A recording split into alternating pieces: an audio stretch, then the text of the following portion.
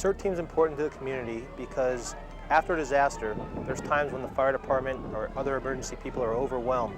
The CERT people actually provide care until the professionals can arrive. There's a big difference between an amateur rescuer and a professional rescuer.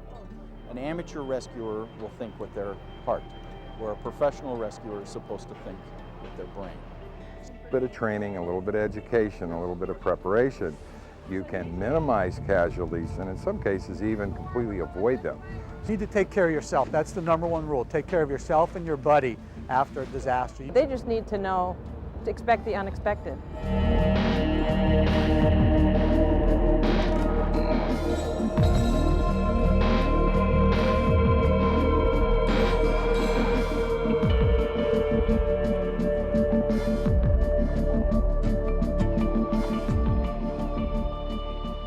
After a disaster occurs, the environment may be dramatically changed, chaotic, and even dangerous. Even familiar landmarks in a neighborhood may be uprooted. Roads may be washed out. Nothing is the way it was.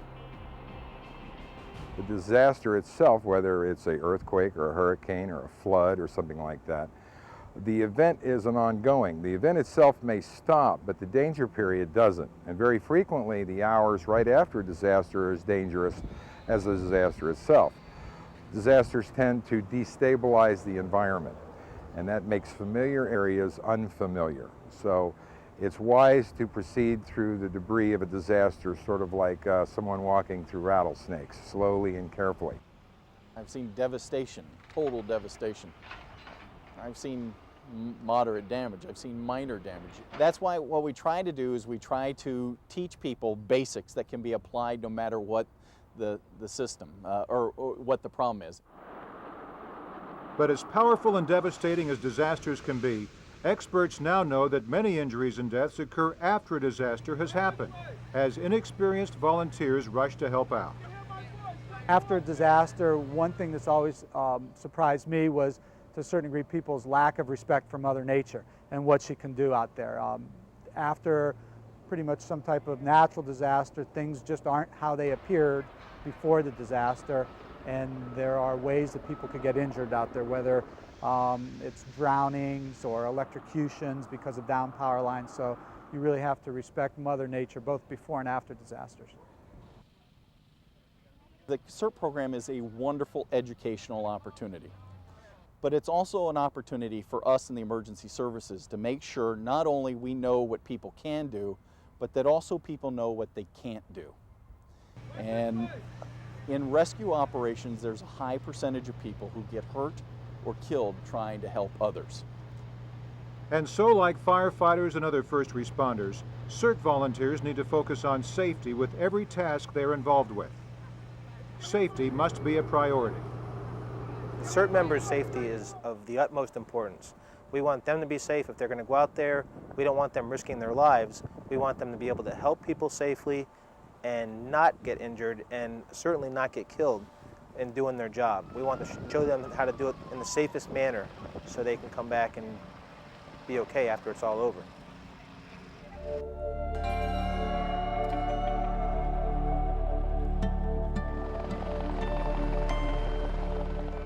Every disaster brings its own kind of hazards. Fast-moving flash floodwaters. Fires and lightning can all be dangerous. Hurricanes and tornadoes bring torrential rains and wind. But the chaos resulting from the disasters, like downed power lines, natural gas leaks, washed out roads, hazardous materials, sharp objects, and other flying debris, can often be more devastating and cause more injuries or deaths than the event itself. Moving floodwaters cause many deaths in communities across the country every year because people underestimate the power and ferocity and fast-rising nature of the waters. Second only to fires, floods are the most common and widespread disaster. For example, 6 inches of moving water can knock a person over, and 2 feet of water can float a car. Floodwaters can also become quickly contaminated and may contain all kinds of debris, including raw sewage and toxic waste. For more information on the dangers of flooding, please visit the Turnaround Don't Drown website at the address shown here. A hurricane or tornado can cause massive destruction to buildings, homes, and even automobiles. Broken glass, falling panels, and collapsing walkways and stairways are some of the debris that may result. And buildings that appear unharmed from the exterior can be structurally damaged and unsafe to enter. Utilities may be damaged or shut off. Fires can be very destructive because they can begin so quickly and cause such devastation. Because cities have grown into suburbs and suburbs into what was once rural America, more homes are now part of what has been called the wildland-urban interface. Wildfires can begin unnoticed and spread quickly, igniting brush, trees, and homes and resulting in miles of destruction. Hazardous materials and other biochemical spills on roadways, waterways, and railways can spread rapidly and produce toxins that can be extremely harmful for miles around.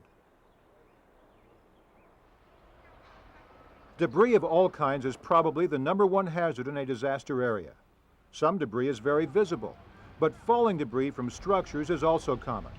And nails and other debris on the ground can also be dangerous and cause injuries. After a major disaster, buildings that appear unharmed from the exterior may be structurally unsound and dangerous. Buildings may have broken glass, falling panels, and collapsed walkways and stairways. Utilities may be damaged. To learn more about these and other hazards, please visit the website Are You Ready at the address shown here.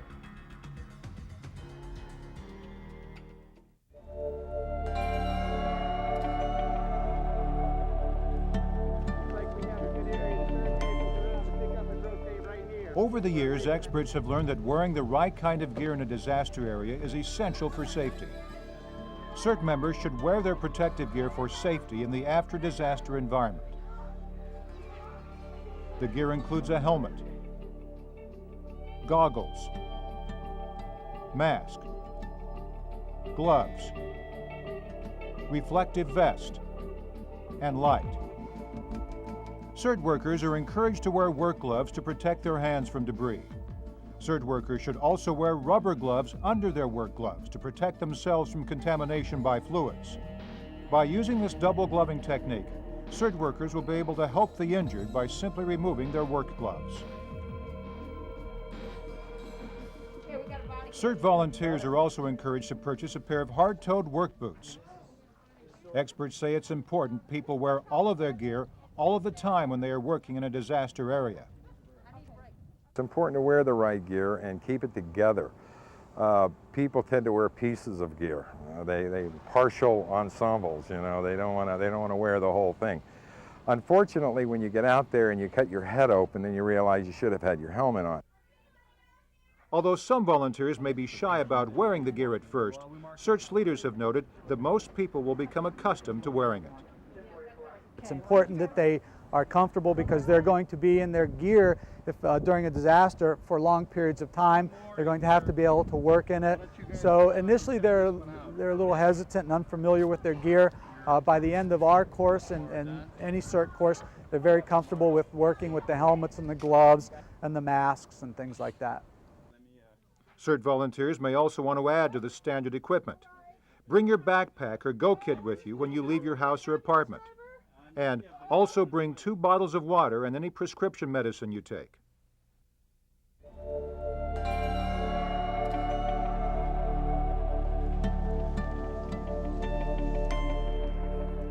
Depending on where you live in the country, you should prepare for the kinds of potential disasters that are most common in your area. You should also have put together a disaster supply kit for your home, automobile, and workplace.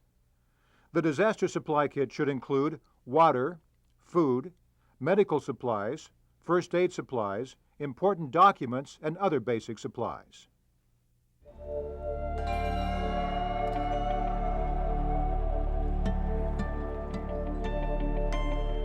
If a disaster occurs, take care of your own home and family first.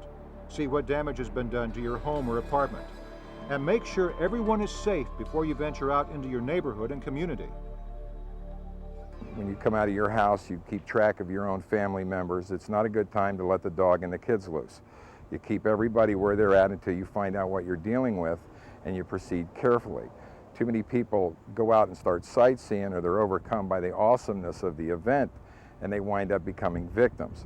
We tend to be distracted when we see something very impressive like a disaster, and we don't think, and it makes us very vulnerable to getting hurt. Check around your house for damage or other fallen debris. Next, if it is safe to do so and appropriate, turn off the utilities. Check the house, and they're looking for gas and electrical issues and things of that nature, general safety. And if there is major devastation in your neighborhood, literally draw a map of where you are and what your new neighborhood looks like before you venture out. Natural disasters tend to do great damage to the geography of an area. So the area that was very familiar to you around your home before could suddenly become completely alien. Once buildings are damaged, street signs are down, trees are down, familiar structures are gone, you can go a block or two from home and be lost. And in fact, that's what happened in Hurricane Andrew. People were lost in their own neighborhoods. Emergency service workers who do this for a living were lost. They couldn't find out where they were. So it's important to make a map so you can find your way home, because you are in an unfamiliar area again. Then, depending on the severity of the disaster and your CERT's SOP, you should connect with your CERT team members and plan to meet. On the way, assess the damage to your neighborhood and be ready to report what you've seen. The CERT teams are there to take the lead. They're there because they've been trained and they're in a perfect position to take the lead. And then you'll organize the CERT team into a workable unit. You'll decide if you're going to stay in your neighborhood or will report to local first responders. You may be working with your CERT team members or with your neighbors. Hopefully you have your group together, your neighborhood group, your CERT group together, and you've pre-planned and pre-designated a team leader for that. And you will meet with that team leader at a pre-designated position with your equipment that you've pre-planned and brought with you, so that you can go out and do what you've been taught to do.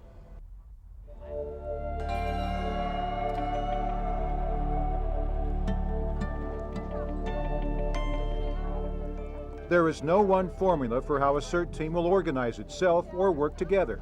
Ideally, the team will have organized itself previously, but because this is a volunteer group and because disasters are not planned events, the group membership may change. So, CERT team members are urged to improvise, adapt, and overcome. However the CERT team comes together, someone must serve as the leader. Once they mobilize their CERT team, they put somebody in charge, and it's up to that person to remain in charge and to give orders. And without that, it's going to be chaos. In some situations, the CERT team member may become the leader in the neighborhood during a disaster. This is that treatment area. Now, this area. A good scenario would be, let's say that there was no other CERT people around, but you were the only person that was trained, and you had to use other neighbors that had no training. You would automatically become the person that was in command, because no one else knows what you're trying to do. So they could utilize people that don't even have CERT training and be in charge and tell them what to do and tell them how to be safe. And we do stress that in the class as well, to utilize other people, utilize your neighbors, utilize people that haven't been there, and it just gives you more hands, more people to help out in the situation. Everybody that takes a CERT program potentially could be a team leader. Now, some people are more prone to do that, and that's fine. So team leaders are either pre-selected or selected at what we call the staging area to take a group or a team and perform a certain mission. It may be to help at the treatment area. It may be to do a search of a neighborhood. It may be to turn some utilities off. Maybe even to fight a small fire with extinguishers. And though people sometimes are not confident about their abilities, experts say that everyone can play a role in these difficult situations. A lot of people will say to me, I can't do this work. No one will listen to me. When people are scared, when people have had something happen to them where they need help, maybe they don't tell you they need help, but you know they need help, people will respond to you. As long as you're clear, as long as you are being understood by them, they'll listen to you, and they'll allow you to guide them in certain directions. Will you run into speed bumps or difficulties along the way? Sure, but are there ways to overcome it? Improvise, adapt, overcome. After the CERT team members meet together and become organized, wherever they go and whatever the job they are doing, they need to assess the situation they're in or do a size-up. The size-up is the same approach used by other first responders like firefighters to make sure that a systematic approach is used when dealing with a dangerous and unpredictable environment. The steps involved with the size-up are: gather facts, assess and communicate the damage, consider probabilities, assess your own situation, establish priorities, make decisions, develop plans of action, take action, evaluate your progress. Secondly, we talk about size up, and that's the idea that you look before you leap. You don't just rush into things. You go out, you look, you think your way through things. You're in an unfamiliar environment, even if it's your own backyard. So you go out and you pay attention. If you find someone who's injured, it's wise to stop and look at why they got hurt before you rush in. For example, if someone was electrocuted and you rush in to help them, you may wind up being a victim also. The house that looks normal, you walk in but there's a hole in the floor. The smell of gas, the sound of gas escaping into this enclosed area. You walk outside to take care of utilities and you can't.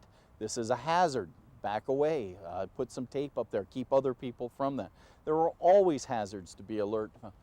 Overhead wires, can they come down? Treat every wire like a live wire, move around it, tape it off, or put a rope around it. There's always hazards. Things change, so we constantly look because things can shift, things can move. You have to size up your situation. That's the terminology we use. They do a good size up, they check out their scene before they go in. They don't want to rush into a situation because we might have somebody, let's say, injured in a vehicle. But if there's an electric line across the vehicle, then again, we're going to have more patients. They're going to be a patient. They're becoming a patient themselves. We don't want that. If you give a good size up before you start to act and think before you go in there, you have a better chance of staying safe. CERT team members are always encouraged to take care of themselves and be safe above all else. Basically, the instruction here to people is that as curious as you may be to see things, be very careful where you go. There is no reason to enter a damaged building unless something vital is going on there.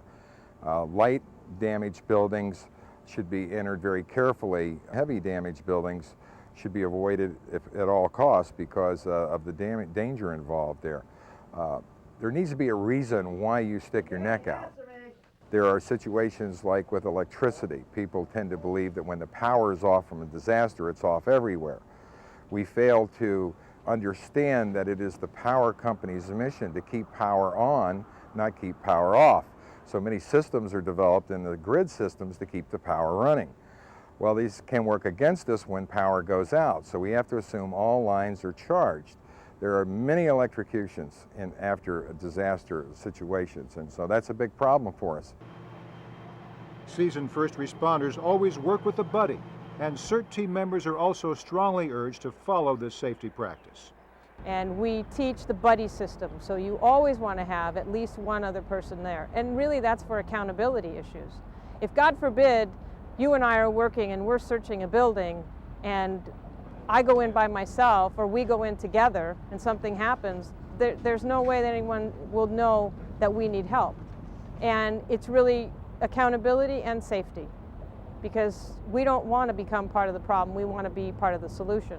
Going off alone is a recipe for trouble.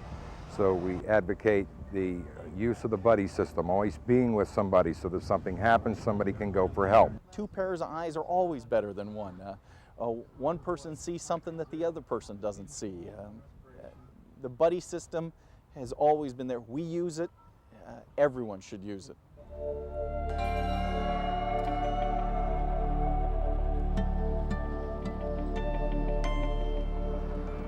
Although many people assume that all of the injuries or medical problems occur during a disaster, experts have found that, in fact, a large percentage of injuries and even deaths from a disaster have occurred after the disaster, as inexperienced volunteers try to help out. Because disasters are such dynamic and unpredictable events, and because they can leave the environment in chaos, it is easy for volunteers and people who have been involved with a disaster to become injured. Well, you're gonna see the things that you would typically see if you wandered through a construction site. We see things like nails through the feet, very common. Injuries from glass, lacerations to feet, a lot of hand lacerations, people reaching down and digging through things and getting cut on sharp metal and sharp objects. A surprising number of eye injuries and head lacerations because people don't really see they look down but they don't look up, and there's a lot of debris hanging down.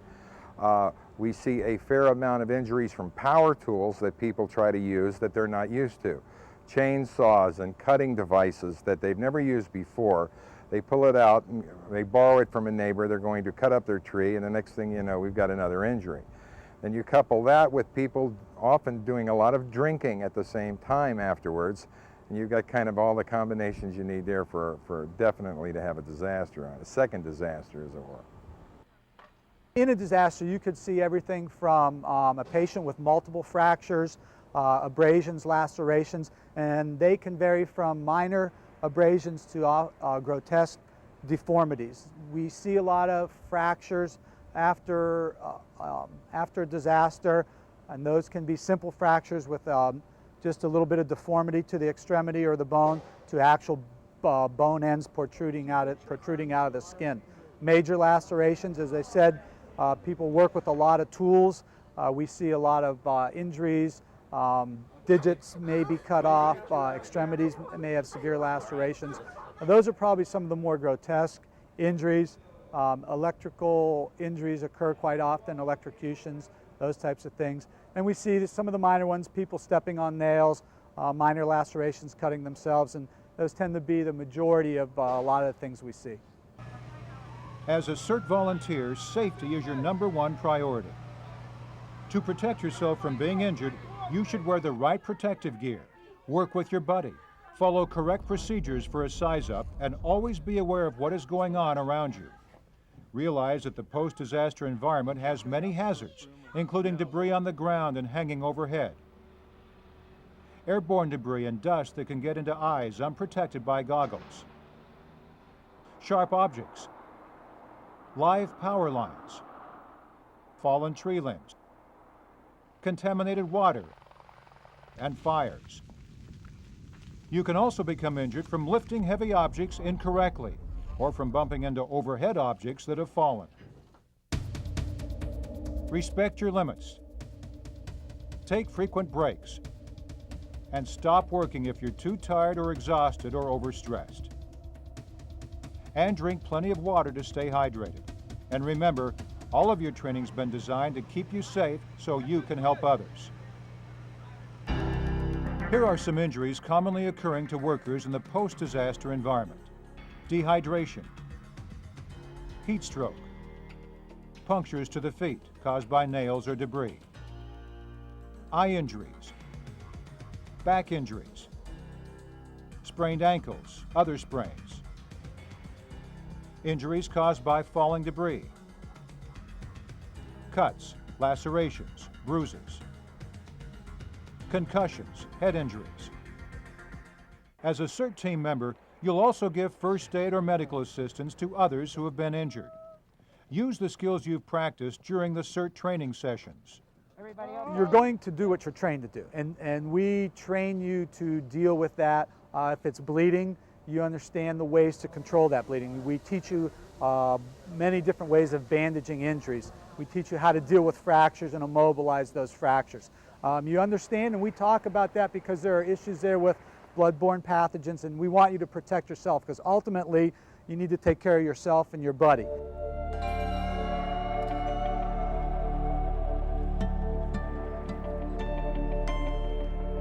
After a disaster has occurred, the landscape changes. Homes and neighborhoods may be in shambles.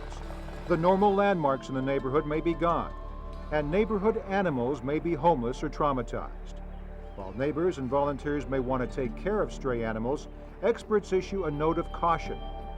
When you come across an animal that's stressed out or traumatized, oftentimes they're going to shy away from you. There's going to be a look of hesitation, and whenever you see that, it's key to understand that that dog may bite out of fear, or that animal may bite out of fear. ever an animal isn't walking right up to you friendly, I would suggest making sure that someone with appropriate equipment is called in to handling that animal. If you see a stray dog or a cat, note where it is. A lot of times you're not going to have street signs and things of that nature, but do the best that you can and report that information to the animal control authorities that are going to come into the area and start working it. Animal control experts know from experience that it is best to be cautious when dealing with an animal that you don't know, because after a disaster, they may be traumatized and act out of fear. What I would suggest is don't try and read the animal. Just because its tail's wagging doesn't necessarily mean that it's happy and friendly. Most aggressive animals, police canine for example, you know, whenever you see them being aggressive, their tail's going to be up, their ears are going to be up, their tail will be wagging. All indications are, you look at them from a distance, that looks like a happy dog. But if you run into it, you find out it's not as happy as you thought. Good boy. And if a cat or dog bites you, it can be very serious. Got him. Animal bites are very serious. Typically you'll deal with dogs and cats, and any animal carries bacteria in its mouth. When it bites you, the bacteria is put into your body. Cats carry a high rate of bacteria. Infection can spread very quickly. Wildlife also. If you're bitten by a raccoon you're trying to help, you could get rabies, or you have to go through a series of rabies shots. Volunteers may also find animals that have been injured during the disaster. While your instinct may be to help the animal immediately, experts again urge caution. So often you deal with an injured animal, they're in that self-preservation mode. They do not think that you're there to offer them help. They think of you as being somebody that's going to take advantage of them, like another predator would. So consequently, they bite or scratch or whatever it takes to defend themselves. So I highly recommend that if you come across an animal that's injured, make sure that you turn it over to the proper authorities. Don't try and handle it on your own because it really does require specialized equipment. If you do find a neighbor's dog, make sure that you give the animal control officers the owner's name and address and other contact information. But besides homeless dogs and cats, experts also caution about other creatures that may be displaced during a disaster. You can expect that after a disaster that everything in that area is going to be displaced in one way or another. And you know, you've got a lot of water issues, so you're going to have tidal flow that may bring animals from a different area into your area that you wouldn't normally see. So whenever you're doing any type of work, you've always got to keep it in mind that there could be a venomous snake you know, underneath that piece of garbage that you would take for granted as being there's no harm here. So yes, you definitely have to be on the lookout for things that might not normally be there. After a disaster, you can also expect that animal control officers from throughout the state will volunteer their time. You may also work with a variety of rescue groups that are helping to place animals in shelters while they wait for their owners to return.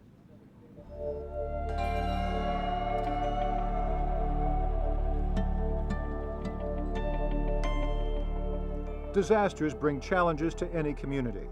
As the professionals know, they are unpredictable, they tax resources, and they change lives. As a CERT volunteer, you've been introduced to strategies and techniques that can help your neighbors and your community. The best thing you can do to prepare for a disaster is train, and then train some more. CERT teams are trained to do just what we do, and they're trained very well. We share with them just about everything we know relative to the business to help them be able to do that job. And so, remember that you've been introduced to some basics of disaster management and that you can contribute during these unexpected times.